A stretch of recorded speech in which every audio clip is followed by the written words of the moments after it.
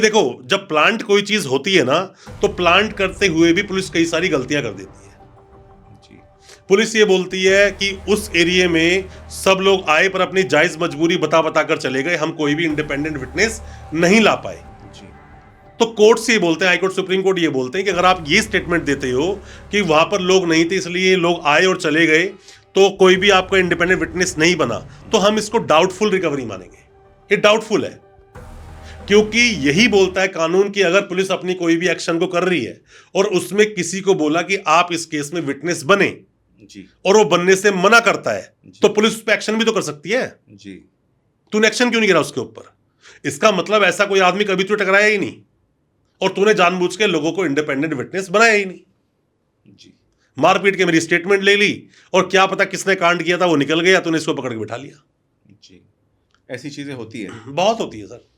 Court में जब खड़े होते हैं तो एक चीज की 50 तरीके निकल रहे होते हैं कि नहीं इसमें ऐसा हो सकता है, नहीं उसमें ऐसा हो सकता है। पर मैं ये जरूर बोलूंगा आपको कि अपने देश में एनडीपीएस तो खैर एक है ही ऐसा मैटर, पर पॉक्सो और ज्यादा जबरदस्त एक ऐसा एक एक्ट है जिसमें इंसान जब अटकता है ना दोस्त, तो सालों साल तक बाहर नहीं निकलता, खास करके सेक्शन 6 वाले। जी। जिस पर सेक्शन 6 लग गया वो बेचारा, मान लीजिए कन्विक्शन लेवल जो है, कन्विक्शन का जो रेशो है बहुत हाई है, जी। बहुत ज्यादा हाई है। सजा कम से कम 20 साल, उम्र कैद, फांसी तक भी हो सकती है। और सेक्शन 4 उससे थोड़ा कम है, बट उसमें भी सजा 10 साल, 20 साल, उम्र कैद तक है। तो पॉक्सो ऐसा एक कानून है जिसमें ज्यादा सबूत नहीं चाहिए। बच्चे ने बोल दिया कि इन अंकल ने, इन भैया ने, या इन जो भी कोई जानकार है उन्होंने मेरे साथ ऐसा किया, उसको फाइनल मान लिया जाएगा। सिर्फ ये देखना होगा कि वो जो स्टेटमेंट दी गई है वो कितना ट्रस्टवर्दी है। जी। तो हर एक केस अलग है, हर केस अपने अलग रूपरेखा से चलता है, हर एक केस में अपने खुद के फैक्ट्स होते हैं, उन फैक्ट्स को कंबाइन करना पड़ता है हमको लीगल फैक्ट्स के साथ, तब एक केस को प्रेजेंट किया जाता है। जी। जी।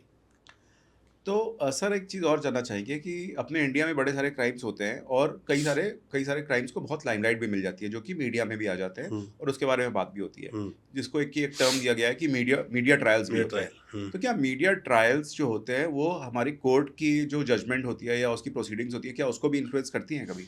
देखिए, मीडिया ट्रायल्स ना कोर्ट के जजमेंट्स को बिल्कुल भी इन्फ्लुएंस नहीं कर पाती है, जी। और कर भी दिया हो किसी किसी को तो बात अलग है, वैसे कर नहीं पाती है, क्योंकि वहां पर कोर्ट में सब कुछ सबूत के बेस पे चल रहा होता है।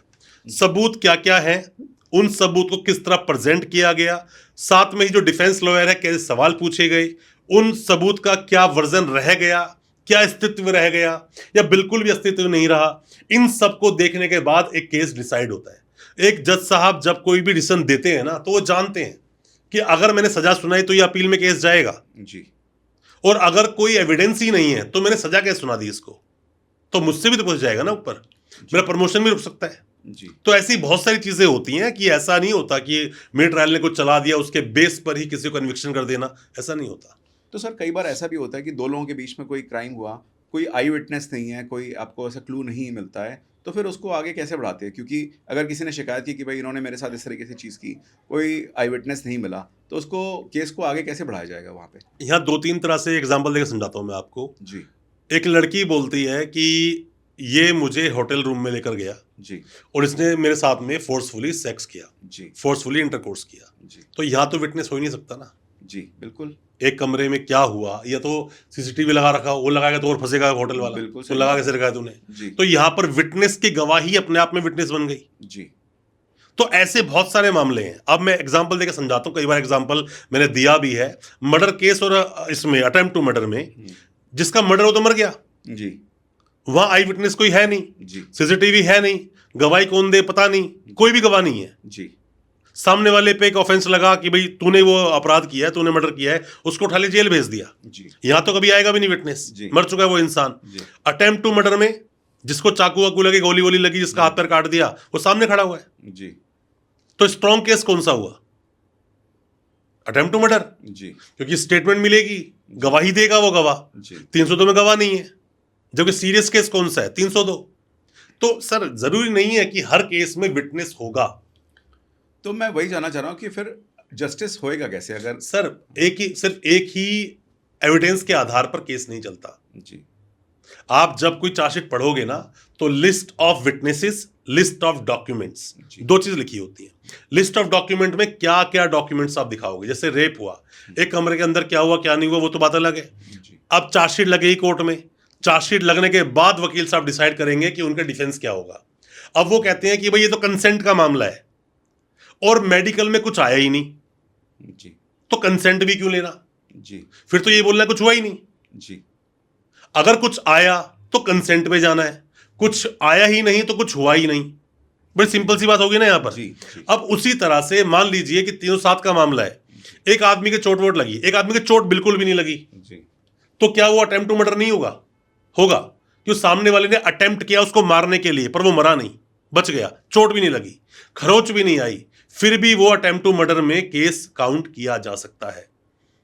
हर जगह विटनेस हो जरूरी नहीं है। एनडीपीएस जैसे मामलों में इंडिपेंडेंट विटनेस नहीं होते, कई बार वीडियोग्राफी भी नहीं होती, सारे पुलिस वाले होते हैं।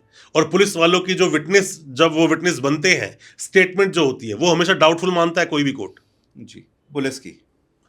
पुलिस की जो स्टेटमेंट है उसको कभी भी श्योर शॉट नहीं माना जाता कि कंफर्म्ड है, बस जो बोल रहे हैं वही कटु सत्य है, ऐसा नहीं होता।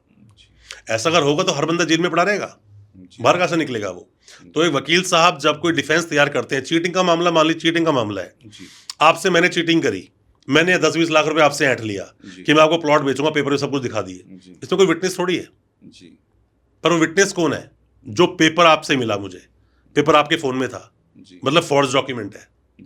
वो विटनेस अपने आप में एक एविडेंस बन गया कोर्ट में। अकाउंट में जो पेमेंट आई वो अकाउंट विटनेस बन गया। तो जरूरी नहीं है कि इंसान ही विटनेस बनेगा। अब जिसमें रेप हुआ तो वो जो होटल था, होटल का रजिस्टर विटनेस बन जाता है, वो एविडेंस है एक।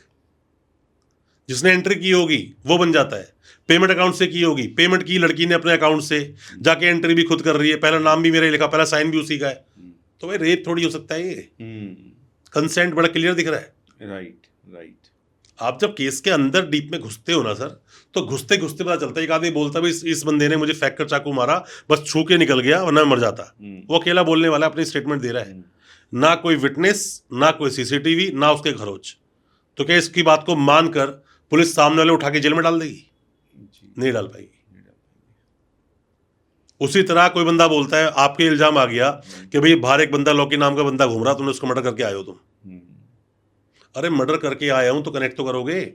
हो सकता है लास्ट सीन थ्योरी के बेस पे केस हो कि लास्ट टाइम वो आपके साथ ही देखा गया था। सर एविडेंस के बिना अपने देश में कोई केस नहीं चलता, एविडेंसेस का होना जरूरी है। वो एक बात अलग है, बर्डन ऑफ प्रूफ शिफ्ट हो जाए। एनडीपीएस में एक्यूज को ही प्रूव करना है मैंने अपराध नहीं किया, पॉक्सो में एक्यूज को ही प्रूव करना है मैंने अपराध नहीं किया, पीएमएलए में एक्यूज को ही प्रूव करना है मैंने अपराध नहीं किया।